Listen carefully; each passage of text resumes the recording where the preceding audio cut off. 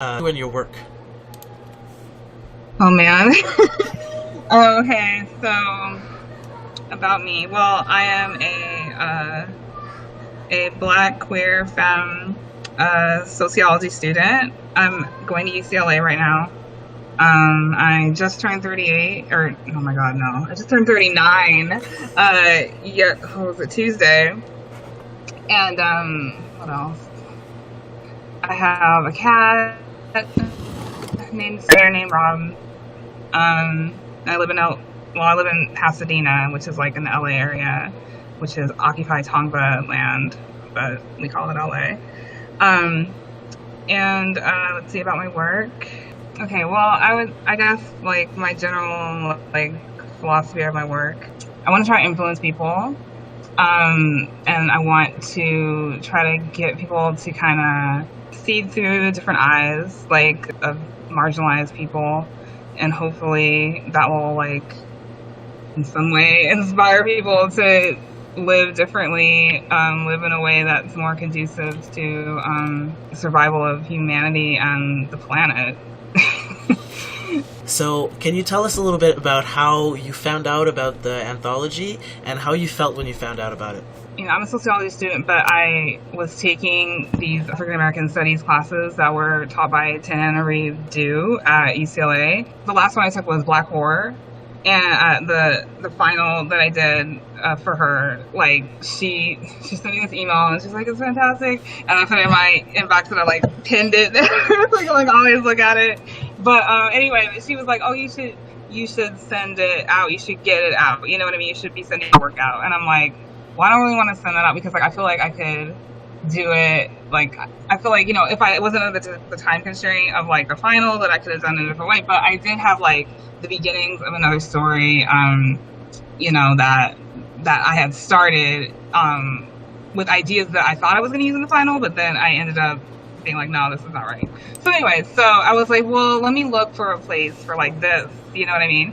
And I was looking at like, you know, websites that had like calls for submissions and stuff like that. And then I found it. I think it was like Publishing Other Forms of Insanity or something like that. And I had a list and it was like, you know, Nothing Without Us. And it was like, this is for, you know, disabled folks and stuff like that. So I'm like, well, this story is, I'm a disabled folk, you know, and two, this story is like, I felt like it would be a good fit for the anthology. So I was like, okay, let me send this and see how it goes. And I kind of just like forgot about it, you know, like try to put it out of my head. So I wasn't like, oh, let me like worry about it. And, it actually, like, I got the news that I got into the anthology, like on a really bad day for me. Like some other crowd was going on, at school. And like, I was like sitting, waiting to like deal with this crap. And I get an email, and it's like, oh, that's nice. Yeah. So did I answer the question? I feel like I went out off of the question, but yeah, that's how I found out about the anthology. That's awesome. Thanks. Can you tell me a little bit about how you feel about the current representation of folks with multiply marginalized identities in the media and in fiction? I mean, it really seems like, well, one, of course, like there's a dearth of that, you know, like historically, right? But right now, I really do feel like optimistic about, you know, increasing the representation, just because so many people are really just pushing back, you know, against that, and we're actually seeing like some movement, and we're seeing like a lot of books come out that are, you know, are by people, you know, own voices or whatever, hashtag own voices, and that are like by people who, you know, and then the experiences in the books are like, you know, multiply marginalized people. So yeah, I'm optimistic, I would say, which is rare for me in like a lot of arenas like that, but yeah. I understand the feeling. Can you tell me a little bit more about Own Voices and why Own Voices is specifically important? I don't know, for me, like in writing, like, I mean, I have difficulty even like, you know, I'm a Black woman, but I'm a mixed, you know, light-skinned Black person in this world. And, you know, I even have trouble like, oh, let me make my protagonist a darker skinned Black person.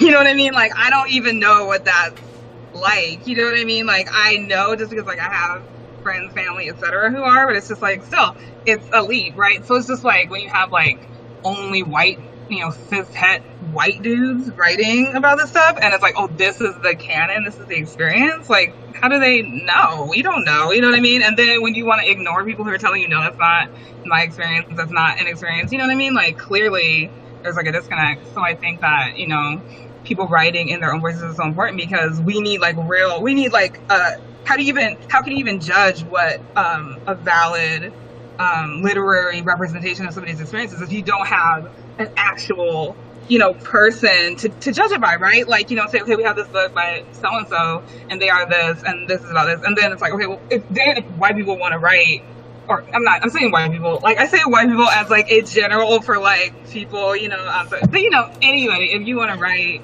about this experience and you're not of that experience, then we have something to judge about. We're not just like judging about the other, cis hat white dude who wrote about, being a Black lesbian, you know what I mean? Like, or whatever, right? Like, I don't know. Like, I think it's self-evident why you would want, people writing about their own experiences, but, who am I, right? Why did you decide to participate in the anthology? I know you spoke a little bit about, your writing teacher encouraging you, but specifically this one. Why did you feel it was right for your story? Well, I guess just because it was a collection of disabled folks writing about disability, or like the experience of disability, right? Or at least that was an option.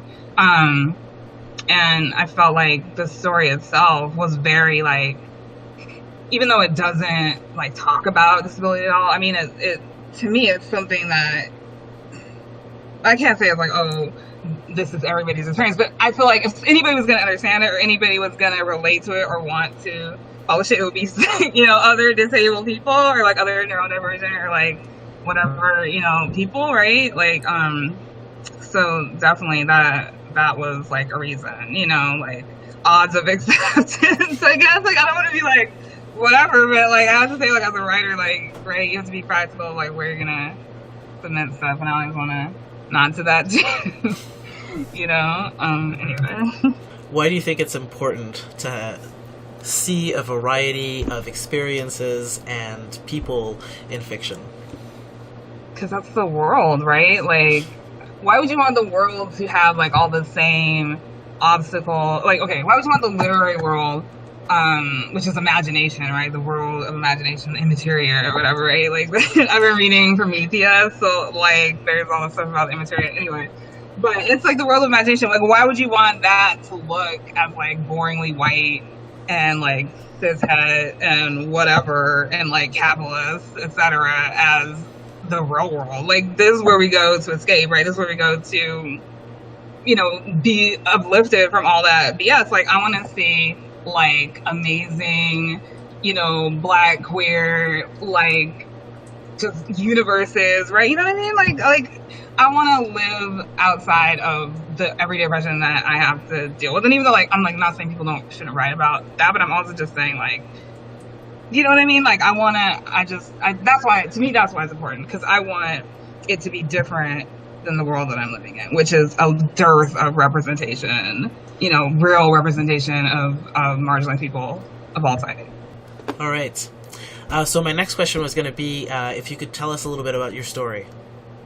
So the story was supposed to kind of be like an analog for like kind of zombie stuff, but as like a depressed person, how it feels when you're like depressed, and everybody around you is, there's not like very many characters, so, but it's just like, when everybody around you is like, sees you as kind of like moving through the world, but that you're depressed, like you're not experiencing the world normally or whatever. And yeah, just like it's supposed to be like kind of an ally for that experience as like a zombie.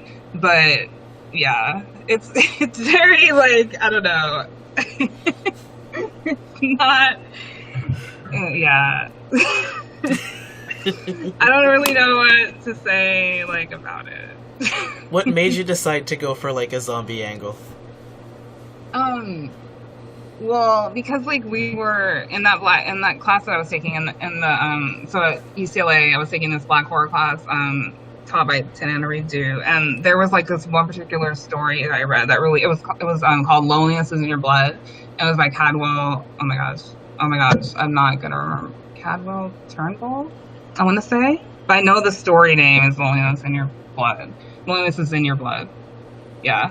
And it was like, amazing. I'm like, oh my gosh, I really love this. And like, it was about like a Caribbean. It was like, I cannot say the word, like Sukanya. I know that's not how you pronounce it, but it's basically like a vampire, like kind of. Anyway, anyway, but it was like this amazing story, and I'm like, I need to figure out like an archetype that I can draw on to try to like write a story kind of like that. And it didn't come anywhere close, but it's just like at first I started with zombie, and I'm like, no, zombie's not working. And then I ended up doing something else with this other story that was a phoenix, but that's a whole other thing. But yeah, so that's what I was trying to do. I was trying to draw from like an archetype. Well, what can I do to make the story short but like use things that people will know, like, or whatever. So that's really why I chose like zombie-ish. Awesome, thank you. And I'm very like, I don't know why I write. I don't think any of us do. Yeah. All right, last question. Okay. Where can people find you? Okay, well, people can find me at my website, which is TashaFierce.com, or on Twitter as Tasha J. Fierce, or on Instagram as Tasha J. Fierce, or on Facebook as Tasha J. Fierce. But I am not all of those places equally. Like, I'm not really on social media like that much all the time. But mostly I'm on Twitter. And maybe Instagram? I don't know. I get like tired of one and I have to move to the other, and then I'm not at the other, and then I'm like, okay, like yeah, I changed. But I'm always at my website. Awesome. Okay. Any closing thoughts? No, like, no. No, I have a lot of thoughts, but nothing that I would want to close on. Well, you can share your thoughts if you like. We don't have all day. Like I will go off like, let's talk about this man's capitalism and like like concerning white supremacy or whatever. Like, no. Yeah.